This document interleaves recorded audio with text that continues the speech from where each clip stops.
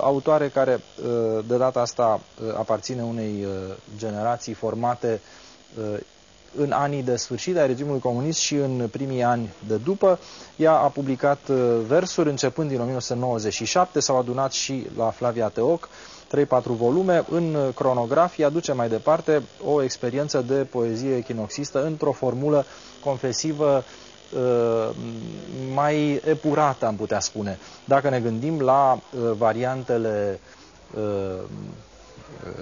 Adrian Popescu, Ion Mircea, Dinu Flămând, unde livrescul era foarte dens. Dacă ne gândim apoi la confesiunile de tip Emil Hurezeanu sau Ion Mureșan, unde începeau să apară scenarii mitologizante sau de altă natură, la Flavia Teoc versurile sunt scurte, poemele au un contur grațios și mereu cu acea finețe livrescă, la unii mai evidentă, la alții resorbită, caracteristică poeziei echinoxiste, poeziei care s-a făcut în jurul revistei studențești clujene Echinox.